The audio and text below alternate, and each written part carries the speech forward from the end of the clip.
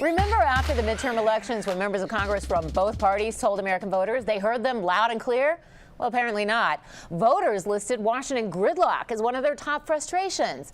Yet this week, members of Congress are busy congratulating themselves for a spending bill that once again uses stopgap measures to keep the government running. It's time for the roundtable. Joining us this week to weigh in with their opinions, Peter Morici of the Robert Smith School of Business at University of Maryland and Jonathan Aberman of Amplifier Ventures. Gentlemen, welcome to you Thanks. both. Peter, I'll give you first crack. What do you think of the job Congress did with this spending bill?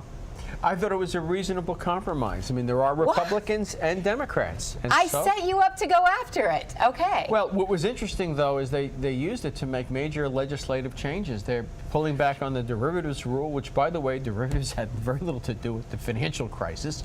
And they're pulling back on the rule in Dodd-Frank that a lot of people saw as useful and helpful, that banks couldn't be so much in the derivatives trading business. A lot of people believe in that rule.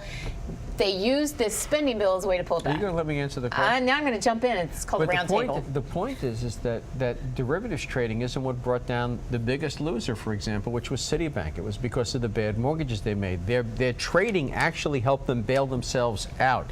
They also raised the cap on contributions to national political parties, which I think is a good thing, because I'd rather have the money there where I can see it than in these groups to the extreme. A certain amount of money is going to get spent no matter what. Call me old-fashioned, Jonathan Aberman. I'm a girl who used to work in Congress when they would use actual legislative vehicles for that type of legislation, and they would use spending bills for spending authorization. The other gripe that I have with this, and I say it often on behalf of the business community, is businesses want to plan. And as far as they were able to get the so-called tax extenders, they were able to give tax credits for various investments, they only extended it by 1 year.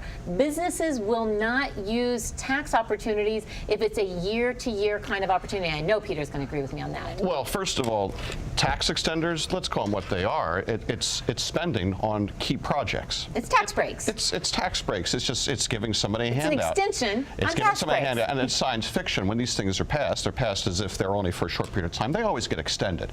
And American people, you need people, to know if you're going to have actually, it. what the American people need to know is what kind of crazy tax breaks are being handed out this way. Some are good, some are bad. Forbes magazine said they don't like them because they're not the most efficient way to spur business. You do get some that are little goodies for particular members of Congress and their industries. Well, that's one of the reasons this legislation went through. There was enough pork there to put the bacon industry out of work for the next 90 days.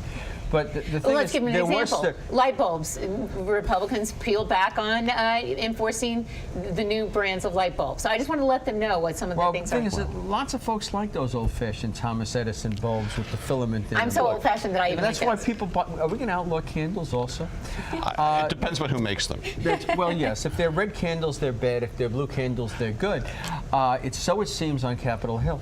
But there are some of those tax breaks that have been around forever, and they just get renewed every year, like the R&D investment tax Still not a way credit. to do it. No, I understand you'd like regular order, and I think that so would most of the other people who worked on the Hill. But we're in a world right now where regular order doesn't get things done. Doesn't exist.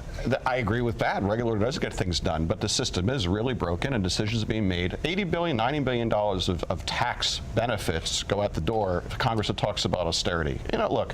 Just one half of 1% of GDP. Okay, that's fine. It's chump change. All right. When an employee has to stay up at night to find out whether or not they go to work the next day because they're federal employees and they don't know whether the government's going to stay open or not.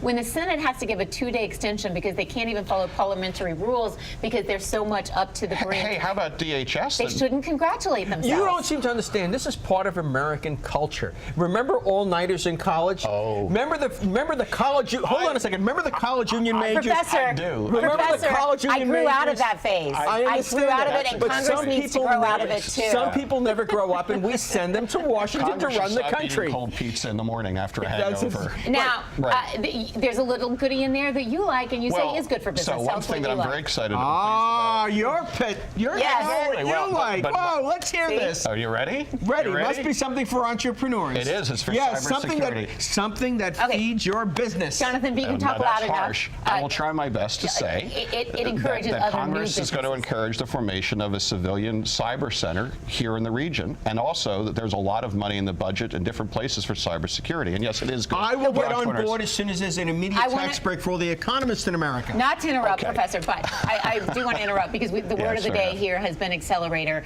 Is this an accelerator for businesses that want to be in cyber? Or No, what is this is something that's actually much more pervasive and important insofar as that what this will do, if it's properly structured, is it will bring private industry into national security with And what- cybersecurity. which is your whole cause. Which is all of our cause here in Washington, which is our national cause, which is, as we saw this week with Sony, and we may have seen today with the London air traffic controllers on Friday. I mean, the reality is that cybersecurity is a private function now, and we need to have a way to get the private sector and the government working And if you together. want innovation. Okay, Absolutely. I've left us barely less than a minute to talk about the news from the governor-elect of Maryland. He had a press conference this week saying, I'm going to get tough, expect some cuts. It's not going to be pretty. We've got some funding gaps that we're going to close. He didn't say how, though, so I guess less than a minute is okay. Governor O'Malley came back and said, hey, I balanced the budget. It was just tough times. Well, we were on O'Malley's watch right now, and the university is on austerity and a hiring freeze that was put in place last week.